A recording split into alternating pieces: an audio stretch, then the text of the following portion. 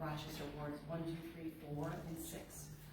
I am here today in strong opposition to the nomination of Ann Edwards for judgeship in the New Hampshire Superior Court.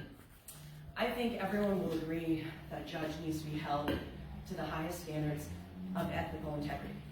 Integrity defined as a steadfast adherence to a strict moral or ethical code, a soundness of state, freedom from corruption or impurity, unimpaired morality, soundness of moral principle and character, entire uprightness of fidelity, moral soundness, honesty, freedom from corrupting influence or motive. In June of 2011, the Complaint Screening Committee, this is a branch of the attorney discipline system under the aegis of the New Hampshire Supreme Court, reprimanded Attorney General at the time, Michael Delaney, and Associate Attorney General Ann Edwards for ignoring an order of the Belknap County Superior Court in the New Hampshire Medical Malpractice Joint Underwriting Association case, the JUA. Contrary to the court's order, the Attorney General's office continued to represent two opposing parties in the prolonged litigation over the disposition of $110 million in surplus funds accumulated by the JUA. It reminded the pair, which is the Attorney General at the time and Ms. Edwards, of their obligation to comply with court orders. I just want to reiterate that.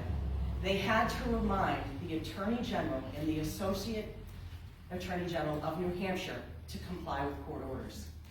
Moreover, the policyholders told the court that since the Attorney General's office was one of the architects of the scheme to transfer the funds and provided a legal opinion justifying the maneuver, for it to represent both the state in the form of the insurance department and the JUA would be an irreconcilable conflict of interest. When they defied, basically ignored the court order, Ms. Edwards, in an email, actually in writing, she, in quotes, she was responding on behalf of our clients, the insurance commissioner, Roger Delaney, and the JUA board.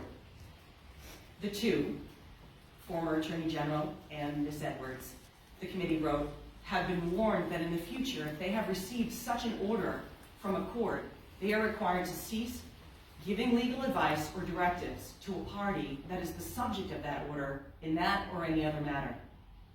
If we cannot trust Ann Edwards to honor the court rulings in matters involving the state, how can we trust in her ability that she will abide by the strictest moral and ethical code as a judge? This example shows she does not represent moral soundness and fortitude, but moreover, does not pass the judgeship litmus test of the rock-solid ethical makeup we desperately need in our New Hampshire courts. I thank you. Thank you.